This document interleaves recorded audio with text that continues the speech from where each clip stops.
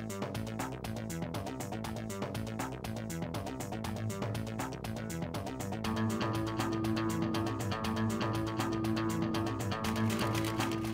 welcome to another edition of the New England Job Show. My name is Brian Henchy, and first we want to say thank you to the Greater Merrimack Human Resource Association and members Deborah Burkholder and Mike Tenney for orchestrating our panel, Talk with Corporate Recruiters.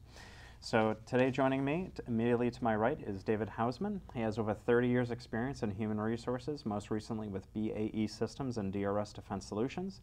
He's the recipient of a BAE Systems HR Excellence Award for a program he developed to train managers in behavior-based interviewing.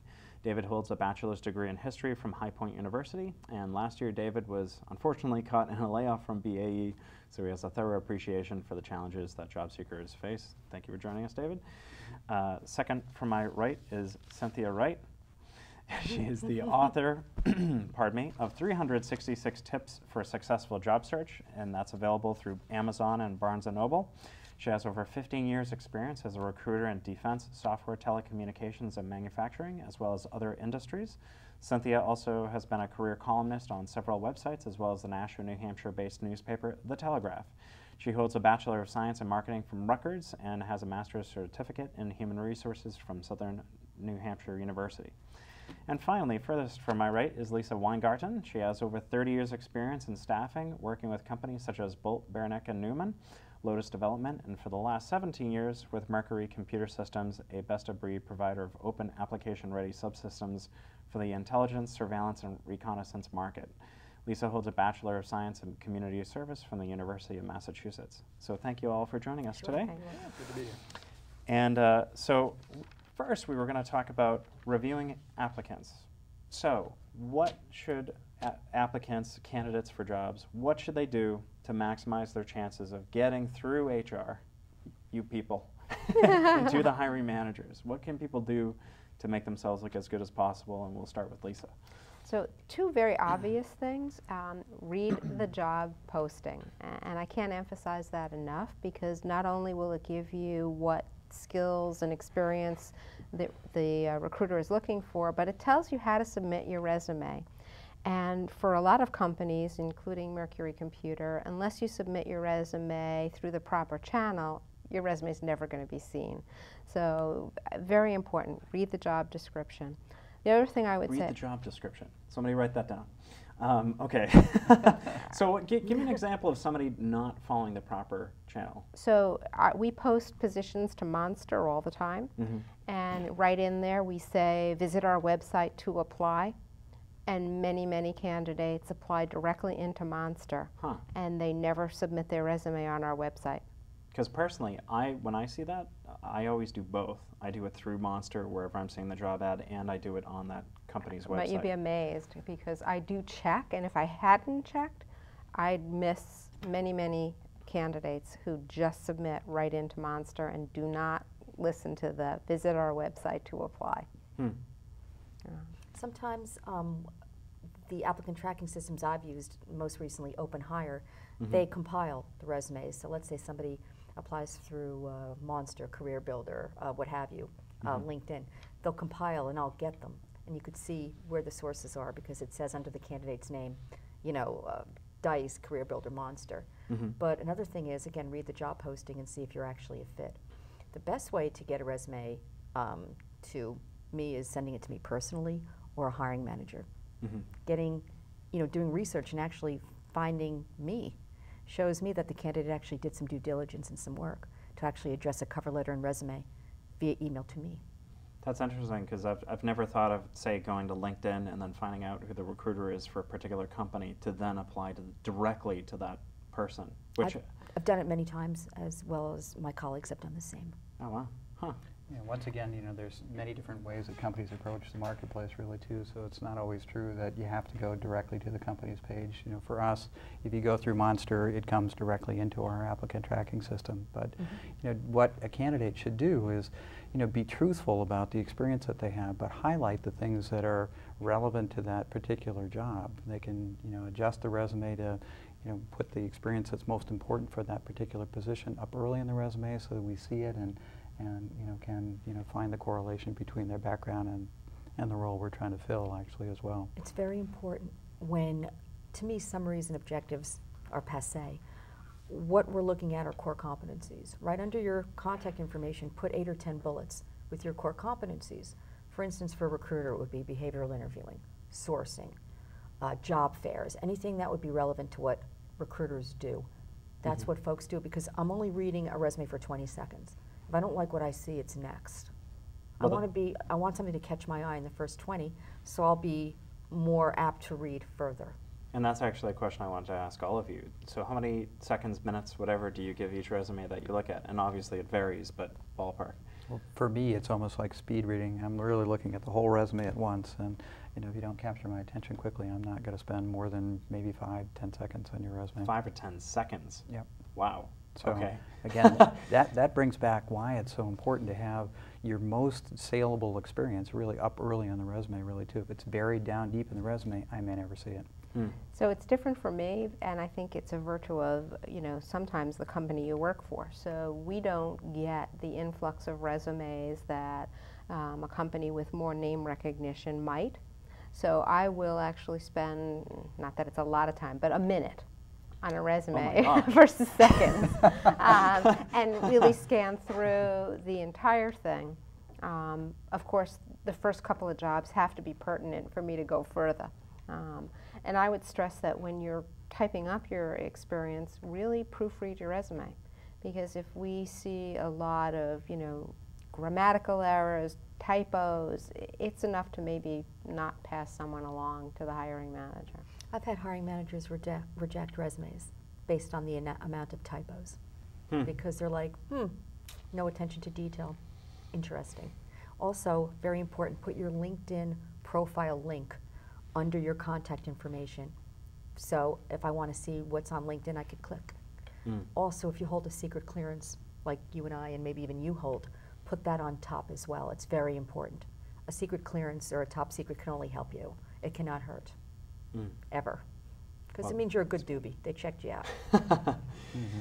Or at least the government didn't find out. No. Right. Actually, just one thing that I want to ask is, when you review resumes, obviously a lot of typos, but what are some red flags that would catch your attention and say, oh, absolutely not to this person? You know, lots of different job changes, you know, though the economy has changed that a little bit right now too. You want somebody who's shown some continuity, really. Big gaps in employment or another thing that, you know, can, you know, quickly bring out a red flag. I think, you know, sometimes location, so if someone is remote and you're not able to relocate. Now, having said that, if someone writes in there willing to relocate on their own, that would enable me to continue to look at that person. But if it was someplace out of state, for instance, and we were not doing any relocation, I would just pass it. Me too. Okay. Another question is about cover letters. It seems like the rules keep on changing for cover letters. I know when the economy was booming and the unemployment rate was somewhere below 5%, one of the things was a lot of companies didn't even want cover letters because that was more to read than they really wanted. So, number one, are you guys reading cover letters, or do you want cover letters? And secondly, what's the best way to write that cover letter to maximize its effectiveness?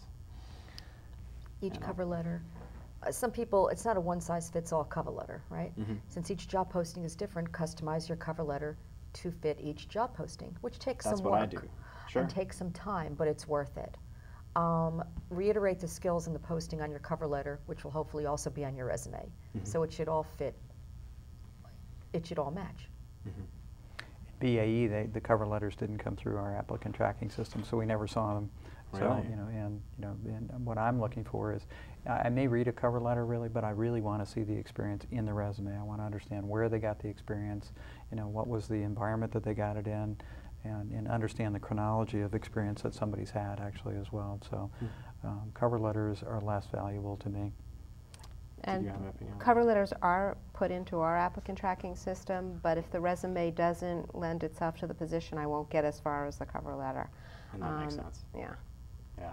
Well, actually, and then beyond that, also, once you actually do get a chance to actually see a person or do a phone screen, whatever, I want to ask about following up after you submit your resume. I should say. What is a good period of time to let go by, and what's the best method to follow up with a potential employer after you submitted your resume? You know, from a resume point of view, it may be very difficult. You know, resumes come into the applicant tracking system. They often get acknowledged at that point, but then candidates perceive that as the black hole at that point. They often don't get responses that come back from companies. You know, in our defense, you know, given the volume of resumes that come in, it's really hard to do that. You know, in a perfect world, it'd be nice to go back and tell everybody why they weren't qualified for an opportunity or didn't get selected, but in most cases you just don't have the time to do that. So it's often you don't know who the recruiter is, you don't know who a hiring manager is, so you can't really follow up on an individual resume that goes into a company. That's right. I agree. I agree too. Okay. Well, why don't we talk about phone screens then? One thing that, of course, a lot of companies want to do is save some money, not spend a lot of time and effort to try to get candidates in person. They just want to do a phone screen and try to get people out of the pool if they're not sure about them. So why don't I go to Lisa on this one also. Tell us about phone screens. What advice do you have for job seekers? So I think you're right in that phone screens are a method of ruling someone in or out very quickly. If you're going to do a phone screen, make sure that you're prepared. So really have the salient points of your resume at your tip of your tongue. Typically what a recruiter is going to ask is 2 or 3 most pertinent skills or experience that the hiring manager is looking for, and then something about what you're looking for in compensation. And it's a 15-minute, 20-minute phone call typically. That's right. You don't know when those phone calls are going to come, though, so it's not a bad idea to keep a copy of your resume in your hip pocket or something as well, and they could come during the day, could come in the evening or whatever, really, too. And that's actually a question that I was going to have, because I've had some phone screens that were scheduled in advance. That's been the majority, and then I've had a minority be that just all of a sudden they just call you out of the blue, and it's like, oh, I might be getting out of the grocery store or something like that, and I'm holding 10 bags. A couple things about phone screens that are really important. If you know you're going to have one, prepare as if you would prepare for an interview. Absolutely. Do your research. Go into a quiet place without a lawnmower or a dog barking or a kid screaming. If it's not planned, if it's just me calling you randomly, keep in your head the main goal that you're trying to do during a phone screen is to get invited in for an in-person. That's the idea that's going to be in your head the whole time. Okay? Phones are great, right? But you're at a disadvantage. You can't see that person and they can't see you. You don't even know if you have their undivided attention or not, and vice versa. But phone screens are a screening out tool. If we ask you about money, tell us what you're making and what you are making. If we ask you why you're looking to leave, don't say because my boss is an idiot. Never, because that's what we call a screen out. That's always or how a I red answer flag. that question. Never honestly. insert negativity into any kind of interview. And well, actually, I hate it, but we're out of time for the segment. So why don't we talk more about this on the other side of the break? My name's Brian Henschey. We'll be right back with some more New England Job Show right after. We'll be back another time. Thank you for watching.